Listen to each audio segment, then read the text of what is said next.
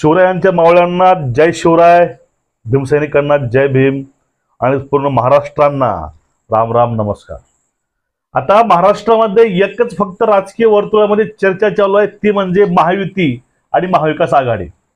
आता महायुतीमध्ये चर्चा आहे। महायुतीमध्ये सध्या शिंदे गट, अजित पवार गट आणि भाजप मूळ पक्ष यामध्ये युती होऊन आता लोकसभेची ज्यावेळेस जागा वाटप सीट शेअरिंग चालू होते त्यावेळेस शिंदे गटातील आणि पवार गटातील काही खासदारांना कमळ चिन्हावरती निवडणूक लढवावी लागेल। म्हणजे काय, जे ह्यांचं अस्तित्व आहे चिन्हाचं, भलेही तुम्ही चिन्ह जिंकला असाल पण तुमचं अस्तित्व लोटस मिशन लोटस हे नक्कीच कमी करणार, यामध्ये काही शंका नाही। अशा चर्चा ह्या राजकीय वर्तुळामध्ये चालू आहेत। आणि त्यानंतर बघा, आता जी आपली महाविकास आघाडी आहे, महाविकास आघाडीमध्ये सध्या मुख्य पक्ष राष्ट्रवादी शरदचंद्र पवार, त्यानंतर शिवसेना उभाटा, त्यानंतर आपलं काँग्रेस आणि चांगला दमदार धडाकेदार असा मजबूत सोबतचा मित्रपक्ष वंचित यांची आज बैठक होती। बैठक का, तोच फॉर्म्युला भारतामध्ये तीच खळबळ चालू आहे, महाराष्ट्रामध्ये पण तीच खळबळ चालू आहे, म्हणजे पक्ष बांधणी, युती आणि सीट शेअरिंग। आता ह्या मीटिंग मध्ये सर्व नेते उपस्थित होते, त्यामध्ये बाळासाहेब आंबेडकर पण होते, नाना पटोले होते, शरदचंद्र पवार होते, त्यानंतर उद्धव ठाकरे साहेब पण होते। ह्या सर्वांनी मीटिंग घेऊन त्यामध्ये काही ठळक मुद्दे उपस्थित केले, पण ज्या गोष्टी बाहेर यायला नको होत्या आणि ज्या गोष्टी आत घडल्या त्या पूर्णपणे गोष्टी बाहेर नाही आल्या। पूर्णपणे शिवसेना असेल, काँग्रेस असेल आणि राष्ट्रवादी असेल हे दाखवून द्यायचा प्रयत्न करतायत की आम्ही वंचितच्या पूर्ण मागण्या पूर्ण केलेल्या आहेत, पण वंचितचे प्रवक्ते यांनी स्पष्ट आतल्या गोष्टी सांगितलेल्या आहेत। आणि त्यामधली एक गोष्ट अशी आहे, ती गोष्टीनं खरंच थोडंसं असं वाटतं की यार खरं सोशल मीडियावरती न्यूज येते काय, सोशल मीडियावरती बातमी असते काय, नेमकं आज चालते काय, ही बघितलं की थोडंसं मन सुन्न वाटतं। बघा, आता त्या प्रवक्त्याने काय सांगितलं, प्रवक्त्यानं सांगितलं जे आम्ही मागण्या केल्या होत्या की राजकारणामध्ये असेल किंवा सरकारमध्ये ओबीसी समाज हा पूर्णपणे असला पाहिजे, फक्त एक माळी समाज सोडला ओबीसी मधील तर बाकी समाज त्यांचं जास्त हस्तक्षेप हा राजकारणामध्ये नाही, तो यायला पाहिजे, म्हणजेच ओबीसीचा सक्रिय सहभाग हा राजकारणामध्ये पाहिजे। त्यांची अट ही होती आणि त्या अटीवरती चर्चा झाली नाही। आज त्याची पुढली अट होती की अल्पसंख्याक 3 उमेदवार द्यायचे होते, पण त्यावरती ही चर्चा झाली नाही। आता अल्पसंख्याक ओबीसी काय म्हणतोय, कारण आतापर्यंत राजकारणामध्ये घराणेशाही म्हणतात लोक, घराणेशाही नाही, पण घराणेशाहीशिवाय दुसरे लोक कोण आहेत पुढे, कोणच नाही। एखादा व्यक्ती 10-10 वर्ष म्हणजे 3-3, 2-2 टर्म खासदारकी भूषवतो, तो परत नंतर त्यामध्ये घुसतो परत, मग नवीन लोकांना चान्स कधी मिळणार, नवीन एखादी मागासलेली जात ते पुढे कधी येणार, ह्या गोष्टी आहेत। त्या गोष्टीमुळे बाळासाहेबांची मागणी होती, ते मागणी या ठिकाणी मान्य झालेली नाही, असं ते बोलतात की यामध्ये आमच्या ह्या विषयावरती कुठलीही चर्चा झाली नाही।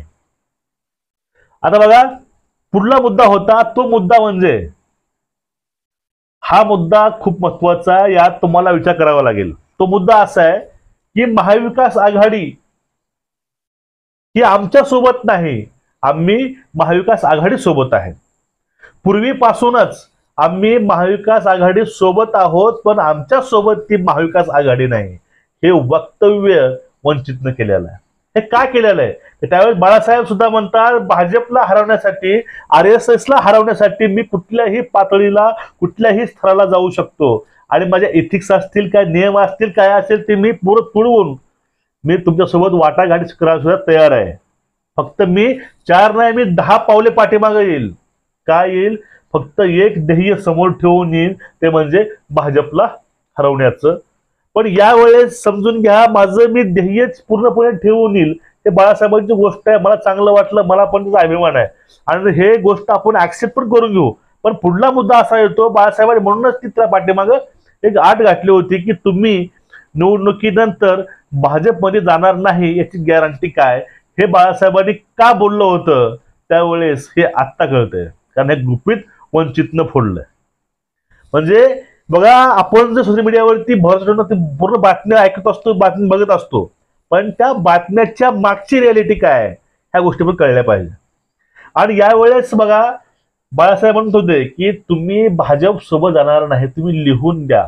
ते का बोलायचे, का बोलायचे कारण काय आहेत, ह्या गोष्टी आता उगमायला लागल्यात. कारण त्यांचं एकच वाक्य की आम्ही महाविकास आघाडी सोबत आहोत, पण महाविकास आघाडी आमच्या सोबत नाही. आणि त्यावेळेस आजच्या मीटिंगमध्ये बाळासाहेबांनी स्पष्ट सांगितले, जर तुमची प्रामाणिक इच्छा असेल भाजपला हरवायची, तुमच्यासोबत मी कोणतीही कशीही वाटाघाट करायला तयार आहे, हे पण ते आज बोलले असं ते प्रवक्त्यानं सांगितलेलं आहे. म्हणजे हे 2 ते 3 गोष्टी अशा आहेत, ह्या गोष्टी पाहून आपल्याला असं वाटतंय की सध्या बाळासाहेब आंबेडकरांची वंचित संघटना आहे, ती वंचित संघटनाच पूर्णपणे पॉवरफुल असं फेस करू शकेल भाजपला. अन्यथा महाविकास आघाडीचं समीकरण नक्कीच जमणार नाही. वंचित शिवाय महाविकास आघाडीचं अस्तित्व नसणारच आहे. तुम्ही कितीही उड्या मारा, काही करा, तेल लावून थांबा हाताला दंडाला, पण त्याचा तुम्हाला उपयोग होणार नाही जोपर्यंत तुमच्यासोबत वंचित नाही तोपर्यंत. आणि यामध्ये अजून एक मुद्दा होता, बाळासाहेबांच्या वंचितला 4 जागा 5 जागा देऊ, त्यामध्ये सोलापूर आहे, सांगली आहे, अमरावती आहे, अकोला आहे, अण्णा हजारे कंदिवस मिळू शकतं 4 ते 5 जागा. पण यावरती अशी गोष्ट ऐकायला मिळाली आज, बाळासाहेबांनी सांगितलं ज्यामध्ये तुम्ही जागा द्याल, जे जागा आम्ही मागू, त्यात आम्हाला वाटतं की ते जागा आम्ही निवडून आणू शकतो किंवा निवडून येऊ, ती जागा आम्ही घेऊ. हा गोष्ट खरी आहे, पण तुमचं जे मतभेद आहे, तुमचे जे सीट शेअरिंग आहे ते पहिले करून घ्या, नंतर काय आहे ते आपलं बघू. त्यानंतर बघा, आता जो फायनल सीट शेअरिंगचा फॉर्म्युला आहे तो अजून बाहेर आला नाही, पण वंचितला नक्की 4 ते 5 सीट मिळतील, त्यामध्ये काहीही शंका नाही. आणि वंचित हा महाविकास आघाडीचा अविभाज्य घटक होणार आणि यामध्ये सगळ्यात स्ट्रॉंगली होणार, आणि विधानसभेला याहूनही जास्त रान हे वंचितचं गाजणार, हे मात्र नक्की आहे. फक्त एक गोष्ट मनाला खाते की बाळासाहेबांनी हे वाक्य का बोललं असावं की वंचित हा महाविकास आघाडी सोबत आहे, पण महाविकास आघाडी आमच्या सोबत नाही. याचा अर्थ नेमका काय काढायचा, याचा अर्थ आपण काय काढायचा आणि अर्थ त्याने काय काढून घ्यायचा, म्हणजे आपण काढायचं काय तर समजायचं काय.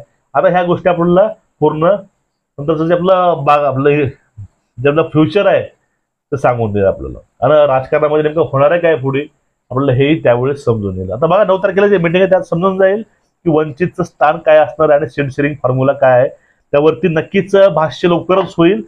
आता जो मुद्दा होता आपला, जो मुद्दा वंचितचा, जो त्याने आतल्या गोष्टी 3 ते 4 बाहेर काढल्या, त्याविषयी तुमचं प्रामाणिक मत काय आहे, खाली मत नक्कीच नोंदवा. आणि हा व्हिडिओ जास्तीत जास्त लोकांमध्ये शेअर करा आणि चॅनलला सबस्क्राईब करा. फक्त पाहू जाऊ नका, कुठलेही पैसे वगैरे काही लागत नाही, फ्रीमध्ये सेवा आहे. ठीक आहे.